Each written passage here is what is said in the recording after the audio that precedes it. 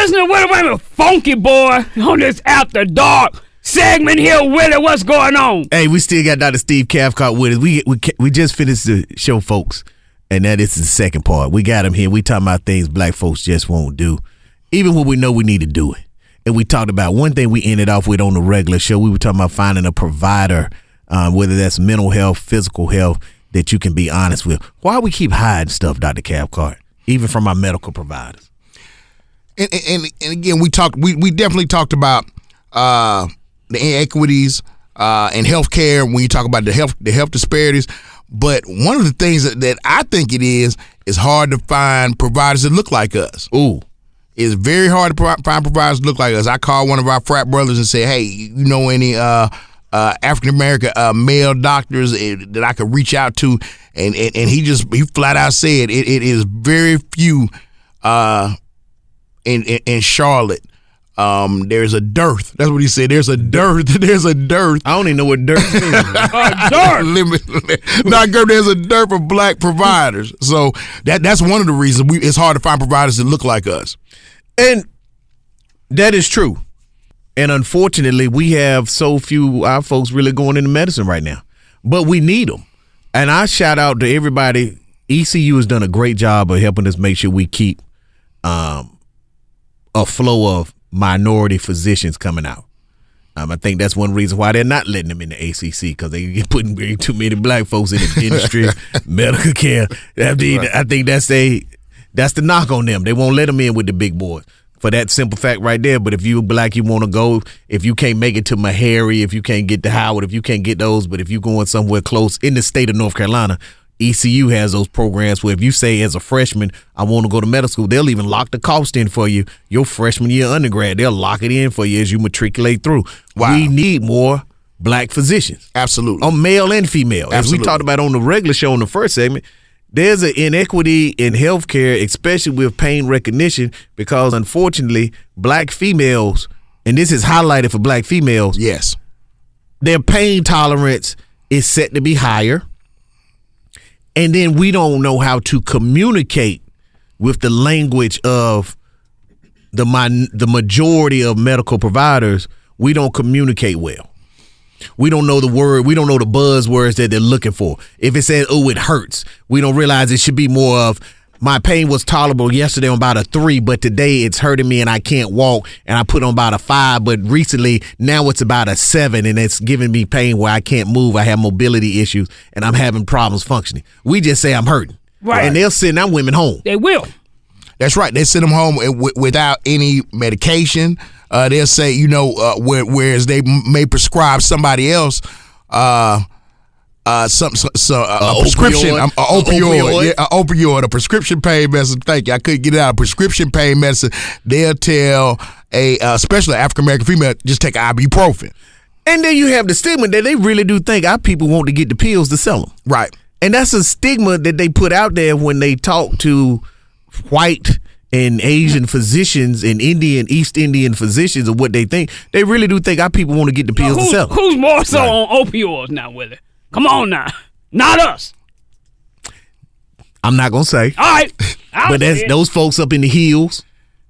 I know when we looked at those, the hills. That's right. West Virginia, Appalachia, the folks in there, it was poor white folks. They was all on opioids. Young white kids, all on opioids. And that's why when they brought out, and unfortunately, what hits our community, when they had it was opioid epidemic, and they brought out all this counseling and preventive care, but when it was crack, which is same family, same narcotic. Now it was, you folks just are lawless. You're going to jail. Right, you're lawless. You're going to jail. You're no good for nothing. 3 strikes law. Right. That's right. Crackhead.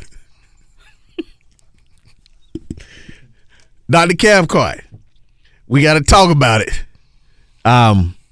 What's going on with ICE right now and what we're seeing? And let me phrase it. What we see with ICE right now, and I want to look at this from the aspect of an educated or well-educated African-American male, black man, original Negro. What?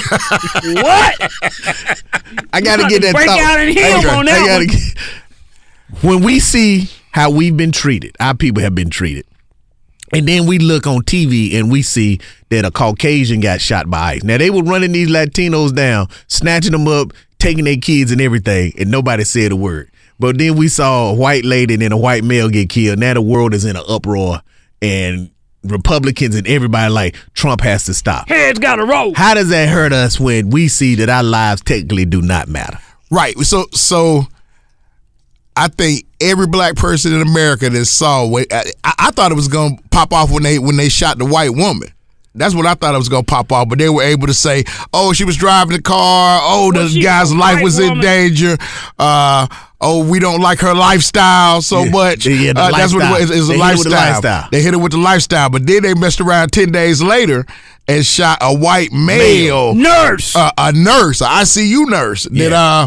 At the Veterans Hospital. Working at a Veterans Hospital. Legally carrying a firearm. Legally carrying a firearm. Second Amendment. So I knew when I saw that it was gonna pop off. But the short answer is, black people, we used to that. We're used to that kind of treatment. You don't think so? But shouldn't we be tired of being used to it? I don't understand this. If I am, and I've had this conversation with different folks from different generations. If I am so tired of something, then why don't I just stop? If I'm really tired of it, then why do we continue to put up with it? I don't know what happened, but the fear factor is so deep that our folks can get shot in the street. We have seen right now that they're telling the protesters that what you're doing is wrong. It's illegal. You will be arrested. But what happened the other year on January 6th, where they were up there protesting, it was wrong and it was legal? This is how we're going to hand out pardons. Pardons. They don't care. And hire them for ICE agents. They don't care what you think, but yet we care what they think. Well, look, that could be a 5-day show, probably in 5 parts. We got 5 minutes. But a lot of it. Think about it. What has been a net benefit to us protesting? Some would say not a lot. And then all of the gains that we've seen through DEI, through all the gains that we've seen, it was basically wiped out and reversed in one election. Except for one thing. And tell me what that one thing is. On the field. You can't get in because your test scores and you a great academic because you took somebody's spot. But when it come to that ball field, right, but there's a lot of money. Football, basketball, we need you. There's a lot of money attached to that. We need you. So what they're telling you is we can accept that you are better than us. You're better than us in sports, but you cannot be better than us in academics. That's the message that they tell you. When you go into these institutions, and I tell you, if I go to a PWI, and I have no qualms against PWIs, parents were educated on both sides of the fence. I've been to camps on both sides of the fence, programs both sides of the fence. But if I can come to you as an institution and say, I cannot give you the benefit of the doubt, and I will go on the racism side and say I'm biased and prejudiced, and I think for some odd reason you are inferior than me brain-wise, so I don't want you in my classroom or in my leadership, but I will play into the racism that I do feel that you are superior physically, so I will let you go out here on the field for my major revenue generating sports and go make that money so that I can get these little young white kids scholarship. Well, I was just about to say, nobody pays $1,000 for you to go watch you take a chemistry test. But they do pay millions for patents that are designed in those chemistry labs. Now, I think that's the thing. That's the short money. But if you look at when research institutions are trying to go from R1 to get to R1 to be a major research institution, you're looking to see how much money is a university making off of its licensures and its patents. Absolutely. And when you look at the people who are putting in patents, when we look at history, nobody has more patents than us. People of color. Right. Patents.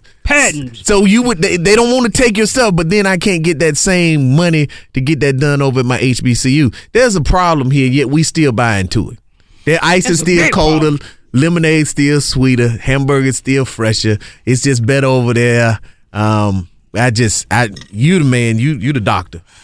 Well, hey, look, you made some compelling arguments. Everything you said is true, but again, like we talked about earlier, what about the inequities, disparities, and then access? We created all of these patents, as you said, but then we were selectively and purposely locked out of being able to go to the government and say, I want to get this product, this thing patented. And then so somebody else had to get the patent for us, and then we didn't make the money and keep the generational wealth off the patent. So it's not a simple answer because it was really purposeful and selective. Tupac said it best. You want to go to war, get your money right. That's right. That's absolutely right. Get your money right. We got to be able to defend ourselves.